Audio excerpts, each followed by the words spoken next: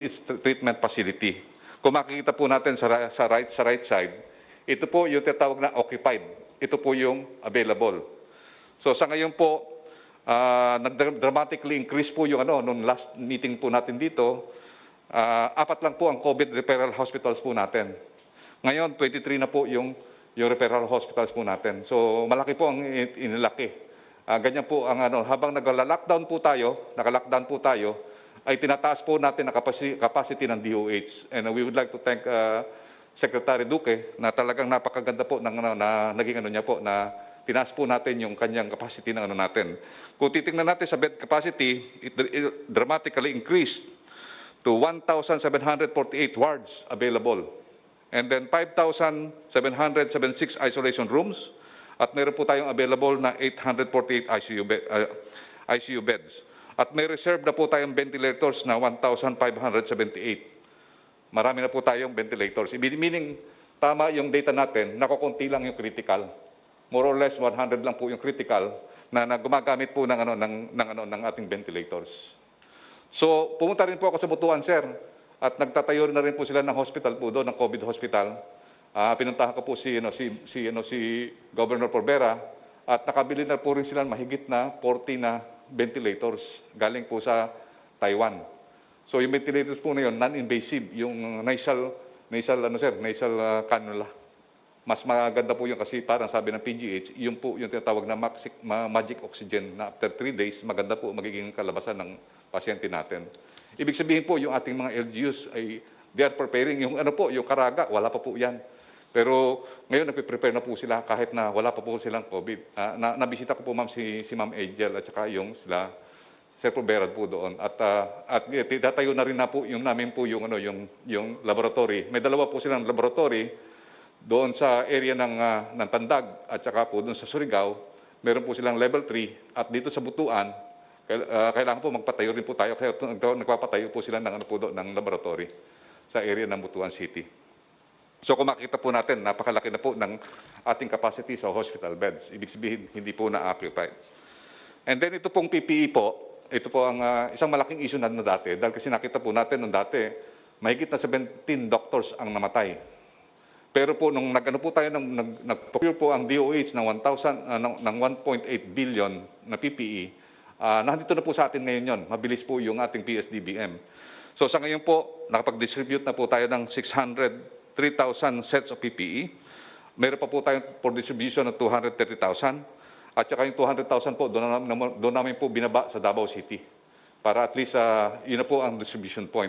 Na sinasabi po nyo, we want to accomplish your guidance na magkakaroon lang po tayo ng mga malalaking dipo at ihatid na lang po ng chopper o kaya ng mga sakyan ng military kung saan man i-distribute yung ating mga PPE. So yung PPE po natin sa Davao, 200,000 po yun. I-distribute po yun po sa lahat sa Mindanao wide. Ang kagandahan rin po ay ang ating 3 million PPEs ay nag-start na rin po mag-deliver. So ngayon po, meron na po tayong 250,000 PPE na nandiyan po sa port. Dumating na rin po. So meron na po tayong reserve na more or less 600,000 na PPE po. So darating po yung mga in tranches. So ngayong May, baka yung part ng 1 million ay mabubuo na po natin ngayong May. So mag-stabilize na po ang ating PPE. Kung titingnan po natin, mula nung nagbigay po tayo ng PPE, wala na po namamatay na doktor since May. I believe since May, we would like to report to you na we were able to preserve our frontliners. Yun po ang guidance niyo po sa amin na we have to preserve our doctors and our medical personnel. So sa ngayon po, ito po ang medyo malaking problema po natin. Mr. President, I would like to inform you na malaki po problema po natin sa returning OFW. Kasi po, sa ngayon po, more than 27,000 na po nandito sa Manila. At mayroon pa pong darating na 42,000 this coming May and June. So, ma-overwhelm po yung ating mga hotels. Sa ngayon po, si General Lorenzana, kinausap niya po ang maritime industry, kasama po ang mga ibang agencies, at isinasolve na po natin yung ating problema sa OFWs. And he directed DOTR, he directed also OWA and also the Marina to immediately release all the OFWs that had been tested negative. So ito po yung yung result ng po natin next. So sa ngayon po, meron na po tayong more or less 30,000 na OFWs na test. Yung result ng test ng Philippine Red Cross is 22,432. At sa 22,432 po nito, ay 465 po ang nag-positive. Kung hindi po natin pini-CR po ito, itong 465 po nito, itong magiging parang second wave. At kawawa po ang ating mga LGUs, lalo na po yung mga hindi at walang alam at saka walang PCR doon po sa area at saka wala pong facilities. So ito po, maganda pong dahil kasi nahuhuli po natin kung sino yung nagiging positive. And General Lorenzana is taking care of this na yung lahat ng OFWs natin, especially yung mga nabigyan na ng BOQ clearance ay makauwi na po kaagad. So yun po ang po natin. I believe more than 800 ngayon ang pinapano po sa barko ni DOTR. So on ways forward, ang gagawin po natin is we will localize the National Action Plan through the LGUs. Ito po ginagawa na po ni General Anyo at lagi na niya pong kinakausap ang lahat ng mga LGUs. Ang ginagawa po natin ngayon, Mr. President, baka hindi na tayo mag-declare ng lockdown per region, but ang lockdown na lang natin ito by barangay. Ibig sabihin, paliitin na lang natin. Ang gagawin po natin is yung barangay na mayroong cases, yun po ila-lockdown natin para ma-preserve natin po yung ating economic po natin. So ganun po ang gagawin po natin na bibigyan natin po ang LGU with the guidance na yung ating AITF guidance ay kanila pong susundin. So yun lang po na mga barangay, o kunyari for example, may isang compound na 4 na pamilya ang affected, yun po ang ila-lockdown po natin. At hindi po nating hayaan sila na makapagkaroon ng infections doon sa mga economic corridor po natin. We have to preserve yung economic corridor po natin. And then also, we will increase our testing capacity to 30,000 a day. Pagka nagawa po natin ito, 30,000 a day, ay kapag po tayo, mahuhuli na po natin ng mga suspected carriers. And then also, we will strengthen our contact tracing effort by DIRG and DOH with the support of the AFP and the PNP. And then also, we will address po yung stranded returning OFW. Ayun po ang pinaka-guidance po sa amin ni General Lorenzana to address this immediately. And then to accelerate implementation of the social amelioration program in coordination with the LGU, and then prepare the opening of business and economic recovery plan and the food security while sustaining the gains of the 60-day ECQ. Sir, mahal na Pangulo, yun lang po ang mai-present ko po sa inyo. At ito po ang po natin, yung little by little na po natin na yung ating pong opening sa modified ECQ ay mabantayan po natin. Ang gagawin po namin di TTI ay iikot po kami sa lahat ng mga malls para makita po namin na talagang sumusunod po sila. Yung mga hindi po sumusunod, ang sabi po ni General Lorenzana at saka ni ISRD, ipapaklose po natin. Maraming po salamat. Thank you. This is not to be inordinate in our achievements so far, however simple. We have done a lot of things overnight. Mabilis tayo nakapag-marshal ng ating mga resources. And it's because of the team that I felt that was the most appropriate group of men who can respond to the emerging threat to our national life. So, would like to listen now to General Anyo. Maraming salamat po, mahal na Pangulo. Magbibigay lang po ako ng update sa mga ibang inyong pinag-uutos. Sa koordinasyon po kay Secretary Bautista ng DSWD, ang report po ng ating LGU, ang SAP distribution natin ay halos 97% na po na tapos. Mayroon pong 4 na region ang talagang maagang nakatapos, ang Region 1, Region 5, Region 12, at saka yung Caraga. At dito po sa ating pagdidistribute ng SAP ay meron po tayong mga na-monitor na anomalies at 183 barangay officials ang kasalukuyan po na inimbestigahan ng ating PNP-CIDG. At meron din pong 48 mayor na pinagpapaliwanag natin sapagkat hindi po sila nakaabot sa deadline at below 80% ang kanilang accomplishment. Dito po sa ating mga iniimbestigahan, mayroon na pong 12 kaso na naipile, 4 na kaso ang for filing, at meron pang 58 na kasalukuyang hinahandle. 2 na rin po ang inaresto at nakakulong. At dito rin po ay pinag-utos natin sa ating mga LGUs na iposte o ipaskill ang lahat ng mga nakatanggap para for transparency. At meron din po tayong mga report na nakatanggap ng doble at ayon po sa inyong pag-uutos, ipapapaskill din po natin itong nakatanggap ng doble at hinihimok natin na hanggat maaga ay isoli nila itong mga natanggap nilang dobling benepisyo para naman ang ibang mga kababayan natin na hindi pa nakatanggap na siya natin bibigyan ng priority para sa second tranche.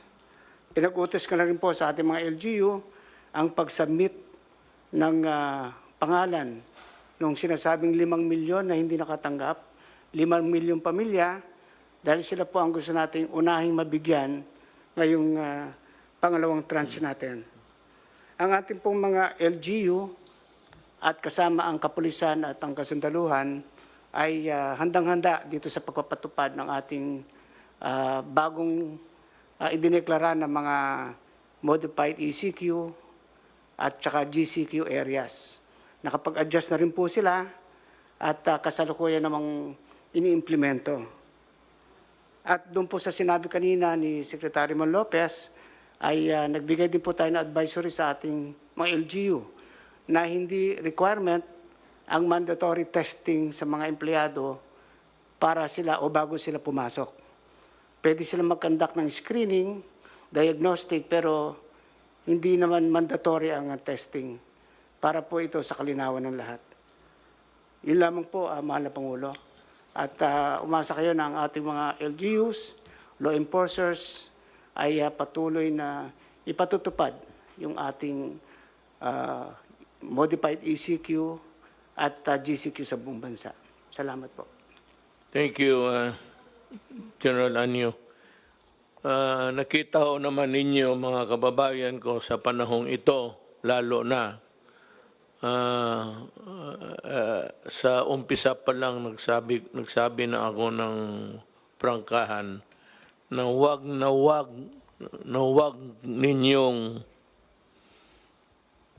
haluan ng kalukuhang mga programa na ito sa COVID kasi kailangan ito at marami talaga ang nangangailangan ng tulong.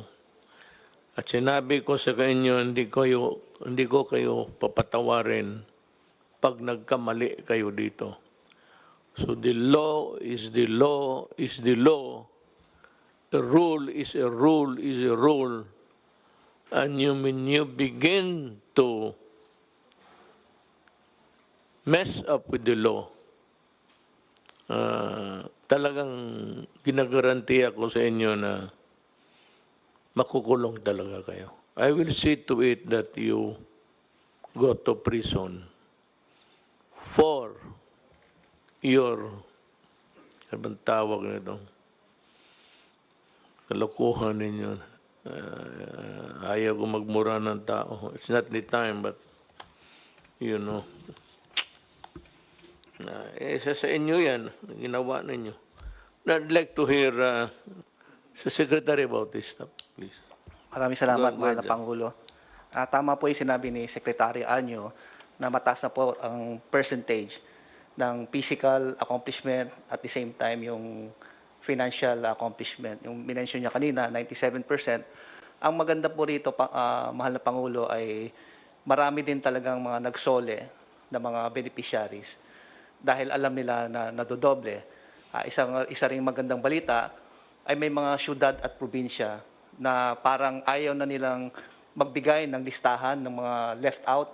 Ito yung mga waitlisted. Ito yung binabanggit ni Secretary Anyo na meron tayong 5 milyon na galing sa listahan ng mga LGU. Pero nabanggit ko nga kanina, meron din talaga mga lugar na sabi nila, with their own resources na kanilang LGU, bahala na sila kung saan nila kukunin yon, basta hindi na sila magsasubmit pa ng list ng mga karagdagang mga hindi nakatanggap ng benepisyo. Other than yung sa SAP na aming pinopokus ngayon, tuloy-tuloy pa rin yung programa ng DSWD, Mahal na Pangulo. Gusto ko lang i-mention yung pagbabayad natin ng ayuda, stipend ng mga indigent senior citizen o yung under the SOCPEN na program. In fact, nakapagbayad tayo ng 1.03 million at the amount of 3.07 billion pesos. Sa mga immediate assistance naman, sa mga kababayan natin who are in need in crisis situation, nakapagbigay po tayo ng ayuda ng 65,333 na benepisaryo. Ito po, Pangulo, kasama dito yung mga sinasabi natin mga students, construction workers, factory workers, yung mga seafarers, OFWs, mga Grab food drivers, mga stranded individuals, at saka yung mga iba pa, Mahal na Pangulo. Nakita namin noon na magkakaroon talaga epekto yung psychological impact ng mga tao with regards sa COVID. Kaya nakipartner kami sa United Registered Social Workers. Ang purpose nito ay magkaroon ng psychological first aid and psychosocial services. Ito, Pangulo, ay helplines by phone. Ang konsepto nito ay parang may online counseling relative sa gender-based violence, child abuse, and mental health cases. So, ibig sabihin ito, through phone, makokontak nila yung mga academe and social worker practitioners. Ito mga volunteers to. Kaya pag tinawagan sila ay pwede sila magbigay ng advice sa mga apektado ng COVID-19.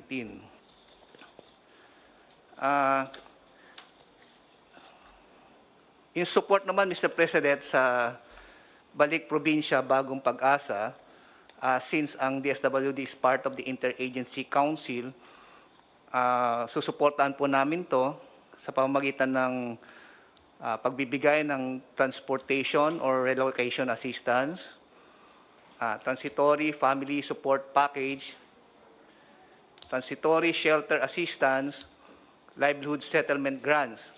Ito, Mahal na Pangulo, in a form of a cash. Pero depende pa rin ito sa case management doon sa mga pamilyang magbo-volunteer na bumalik sa probinsya. Bukod doon, Mahal na Pangulo, magpo-provide din kami ng psychosocial support sa pamilya na babalik sa probinsya.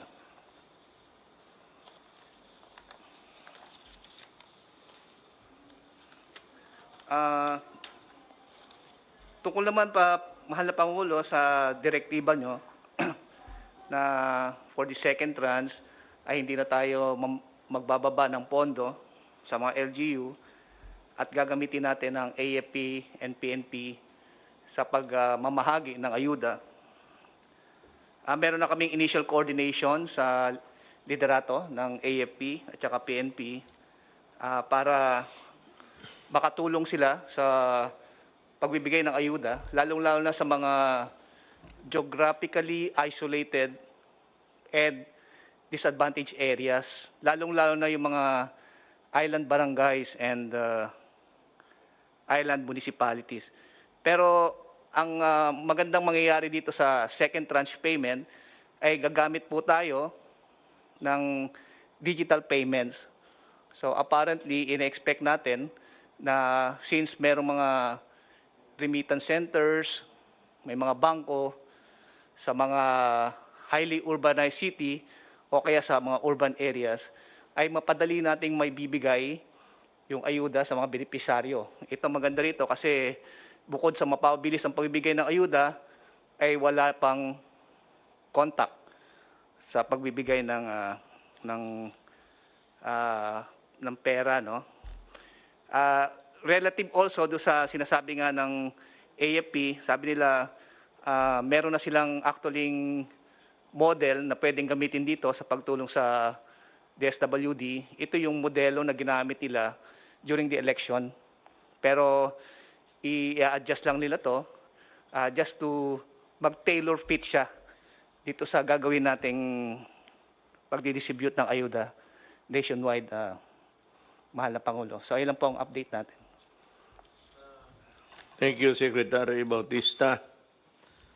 So nakita naman po ninyo that we are in the process of gradual opening ng ating movement ng paggalaw ng tao from their place of residence to the place of work. At sa ating ilalim ito ng General Community Quarantine. Itong mga lugar na hindi pa binuksan o tinatawag namin which are under the modified lockdown, ito yung para nakita namin na talagang kailangan para hindi lalala ang sitwasyon. At maaari, since there is already the opening, a gradual opening, titingnan natin kung pwede ba to. Kasi kung babalik tayo sa dati, if the contamination will be as fast as before, and it will continue to infect yung nakalabas na, then we'll have to just go back to the original the program. But hindi ito nalaman ng mga nandito ngayon. A pharmaceutical called Moderna, I think I heard South Africa or I don't know what is the legal residence of this corporation. But meron na silang tests, tests na showing positive results. Meron ng vaccine, but ang problema, it will be ready, according to them, by 2021 pa. January at the earliest. So kung ganon, huwag ka sanang mamatay hanggang January. Hintayin mo yung vaccine. Pag tinawag ka ng kamatayan, sabihin mo, putang ina ka, umalis ka dyan. Kamay nihintay ako ng vaccine. Hindi ko ba panahon mamatay? Yan ang good news talaga. That is what I was really hoping for, the vaccine. Because ang kalaban ng vaccine, isa lang talaga. It's ang kalaban ng COVID. It's the vaccine that can really fight the infection. Wala nang iba. Yung sariling katawan mo lang. Walang medisina, walang antibiotic. It's the germ nurtured also in your body to fight. Yan ang pag-asa natin. In the meantime, pakiusap ako sa labas, sundin lang po ninyo yung mask at saka yung pag-ubo. Magbili kayo ng panyo, baski yung murahin lang. Tapos, try to cover, kung may sipon ka o ubo ka, try to cover your mouth bago ka, tsaka medyo patagalin mo ng konti, huwag mo kaagad. Siguro, mabuti niya, lunukin mo yung germs na inubo mo para swallow it back so that it will not contaminate others. Wala akong ibang explanation ko. Pag mag-ubo ka, kailan mo tanggalin? Well, ako, what I do, sana ano man yung alcohol kong yun. May ano ako, magbili kayo ng alcohol na maliit. Yeah. Without, I will not, baliktarin ko lang kasi hindi ako mag-advertise eh. Kaibigan ko pala sa, pero hindi bawal eh. Every time that you feel like touching something or baski ano, wala mang handshaking, babay-babay ma lang. Kung maggalaw-galaw ka, up down, before you touch your nose, eyes, mag-alcohol ka muna. Of course, it will dry your hands, but that's only temporary. Tingnan mo si Bong, kaya malayo sa ano. Iniinom mo pa ata yung Bong. So,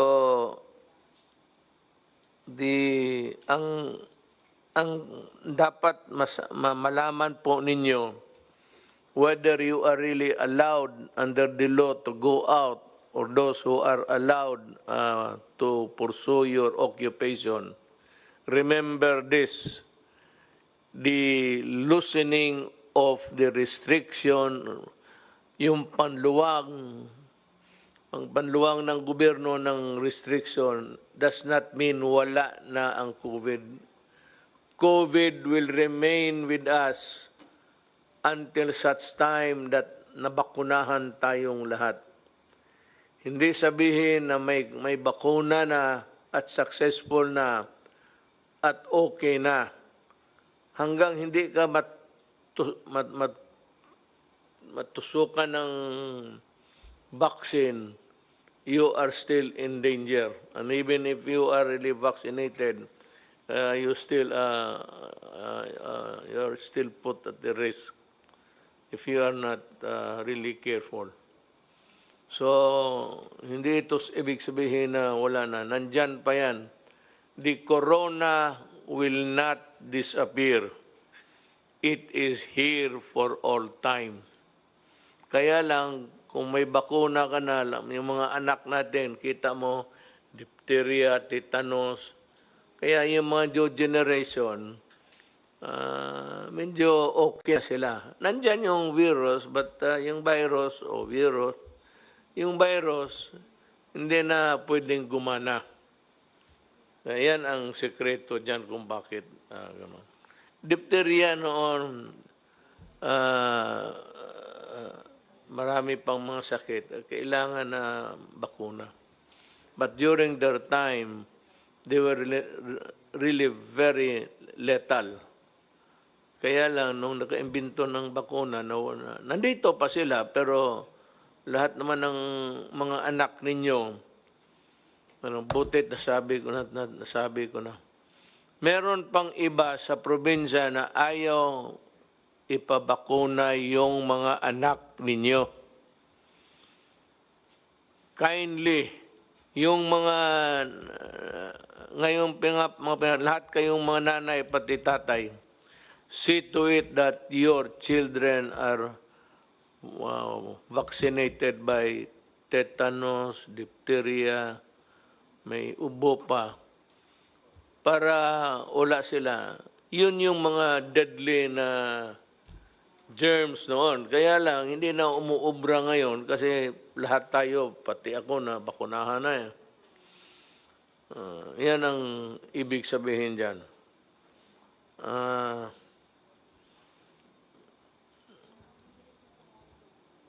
Yung sabi ni Secretary Lopez, totoo yun. There is no requirement that kailangan ka magpa-test. It's not a requirement. It is not a mandatory requirement. Yung talagang must. Kundi kung ginusto lang ng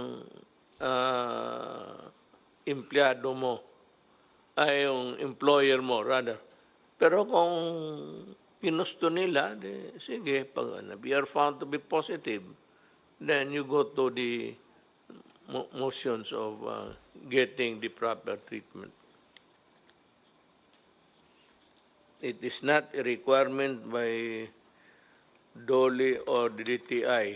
No such requirement exists. Nandito ho tayo sa ulitin kong social distancing, the wearing of the mask, the regular of washing of the hands, baski anong sabon, basta sabon, at yung mga proper cuff etiquette. Yun nga yung sabi ko na huwag mong buksan yung bunganga mo, cover your mouth, have a handkerchief ready para naman sa kapwa mo tao. Then, yung mga employer, you must provide an ideal working conditions. For example, well-ventilated, may hangin pumapasok, lumalabas, na presko, at yung i-disinfect ninyo.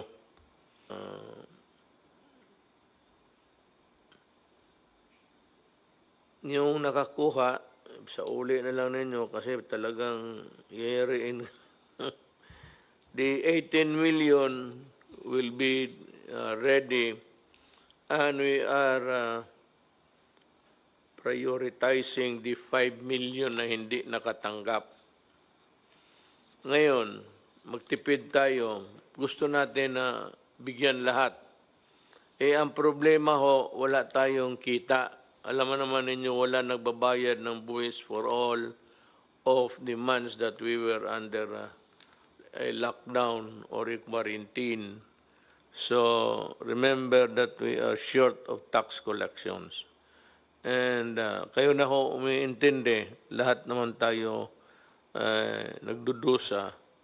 And hindi naman natin gusto to.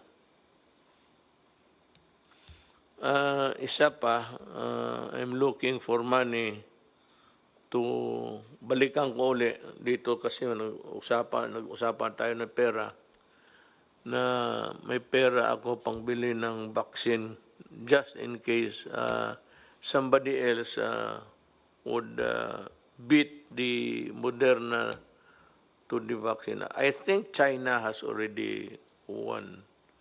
We're just waiting for the announcement. Many countries are on the verge of malapit na sila sa vaccine.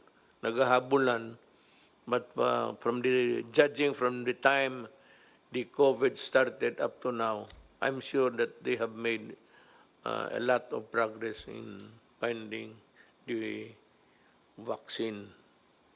Kahanap na sila. Kailangan may pera ako niyan kasi bili ka agad tayo.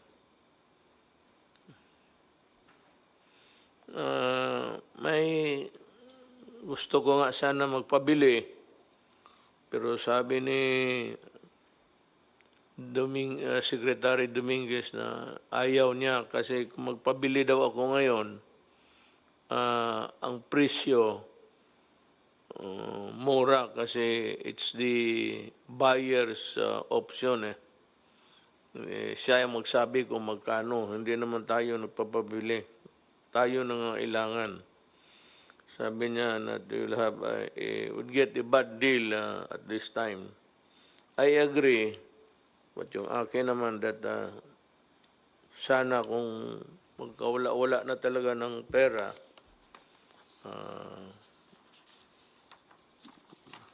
ewan ko kung saan tayo magkuha pa. Madali na siguro. Basta may vaccine na, pwede na tayong makiram.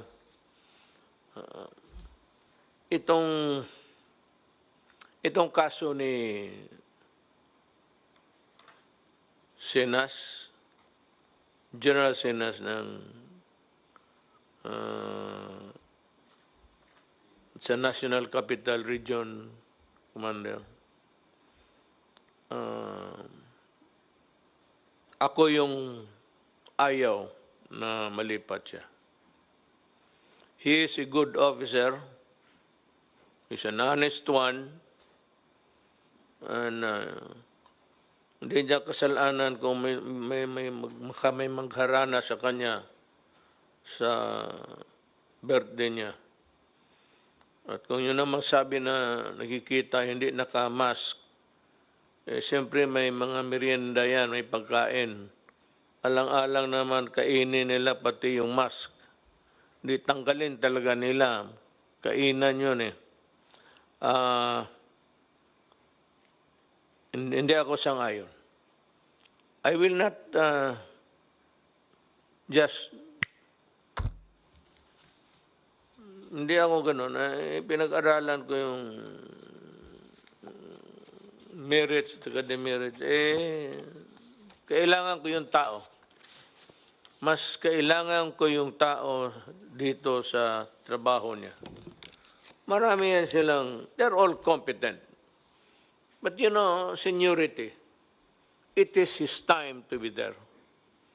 And I do not believe in just firing him because kinantahan siya ng happy birthday.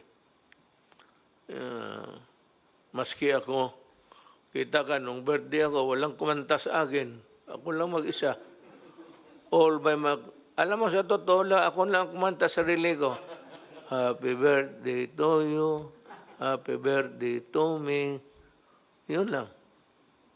Well, kanya-kanyang ano eh. I'm sure na kung alam ni Sinas yan, hindi siya pumayag. Pero kung nandyan na rin, manyanita nga. Sabi mo, the law is the law. Well, akin na yun. It's my responsibility. But I will not order his transfer. He stays there until further orders. So yan lang po for this night. I hope that we have cleared na nasabi namin yung gusto namin na sabihin para maintindihan ninyo. Meron, ready na ba? Baka ready kayo, ready na dyan, hindi? Karatihin ko kayo, totoo? May isang kaibigan ako. Pangalan niya, hindi ko muna sabihin yung kung nagustuhan ninyo next time. Bisaya ito yung kanta niya na Tagalog. Tagalog naman lahat kanta natin eh. Pero yung kanta niya, nakuha niya yung the spirit that we have been longing for, na where we can express our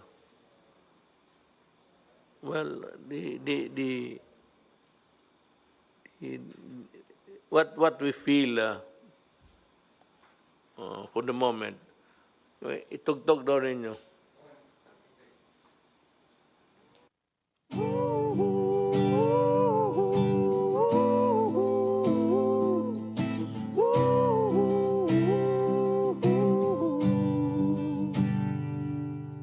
Ikaw umaatras sa sakit na marahas. Kailangan mong magpalakas para sila'y mailigtas. Buwis ang iyong buhay, handang matanggap pag ika'y mamatay. Asawa't anak na hindi masilayan, pamilya mong iiwang luhaan. Masdan niyo ang mundo, isipay mulat, magigising lahat. Paglaban nyo ang mundo, kung magkaisang lahat, hihilom ang sugat.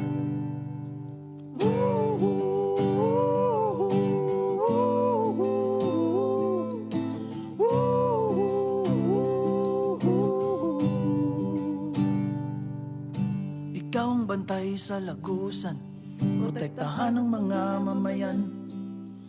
Di uubra ang susuway, mga kriminal at pasaway. Buwis ang iyong buhay, handang matanggap pag ika'y mamatay. Asawa't anak na hindi masilayan, pamilya mong iiwang luhaan. Masdan nyo ang mundo, isip ay mulat, magigising ang lahat. Paglaban nyo ang mundo, kung magkaisa ang lahat, hihilom ang sugat.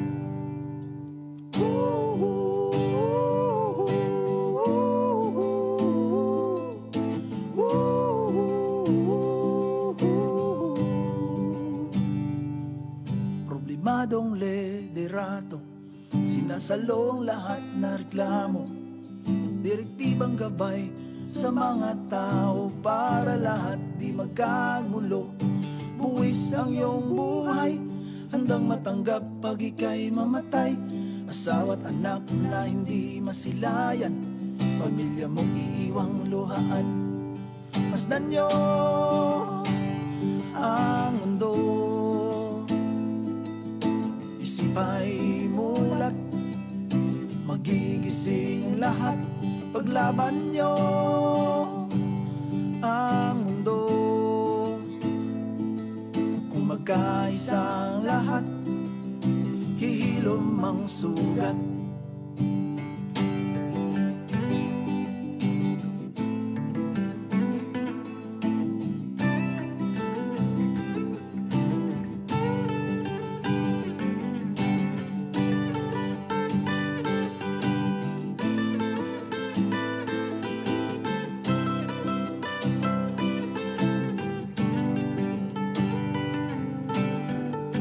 Salamat sa inyo, dama naming pagod na kayo.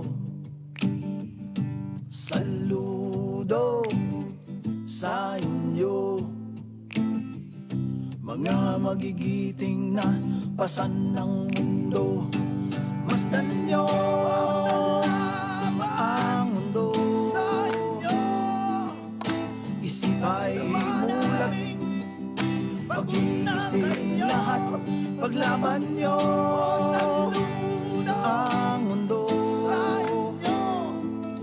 kung magkaisa ang lahat, hihilom ang sugat. Masdan nyo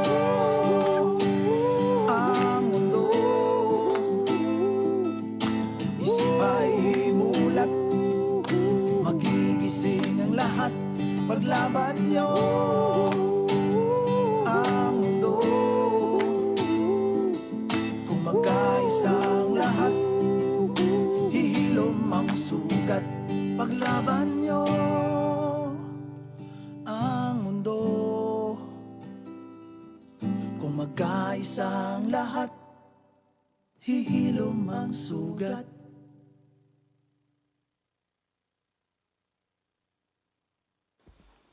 Mga kababayan ko, I hope na paski na papano na we were able to convey, na paabot namin ang mensahe ng gobyerno sa inyo. At na we were also able to answer some of your questions. Tsaka mabuti ang alam ninyo na everything is transparent, lalo na sa bilyon-bilyon na binigay. I assure you we will be able to account for it, except those who were malversed by the officials down dito sa local governments na nawala, then they have to answer for it. But otherwise, to the last centavo na naibigay namin sa tao ang programa sa gobyerno. Maraming salamat po sa inyong lahat. See you next time.